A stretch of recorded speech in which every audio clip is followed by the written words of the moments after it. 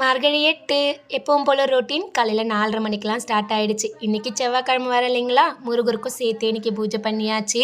காலையில் நான் எந்திரிச்சு வந்து கதவு ஓப்பன் பண்ணும் போதே பார்த்தீங்கன்னா எதிர் வீட்டில் ஆன்ட்டி வந்துட்டு வாசு தெளித்து கோலம் போட்டு விளக்கேற்றி வச்சுருப்பாங்க. பட் இன்றைக்கி என்னன்னு தெரில, அவங்க வெளியே வரல. சரி இன்றைக்கி அவங்களுக்கு ஒரு சர்ப்ரைஸாக இருக்கட்டும்னு சொல்லிட்டு இன்றைக்கி நானே அவங்க வாசலையும் சேர்த்து பெருக்கி தொடச்சி கோலம் போட்டு விட்டுட்டேன்.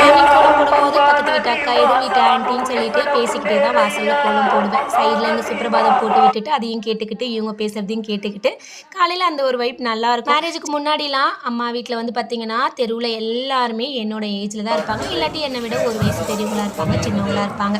எல்லாருமே நல்ல ஃப்ரெண்ட்ஸு.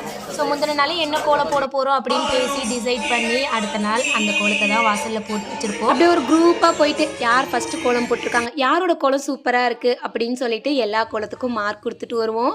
அதெல்லாம் ஒரு டைம் நினச்சி பார்த்தாலே அவ்வளோ ஹாப்பியாக இருக்குது. இது கூட பரவாயில்ல, நான்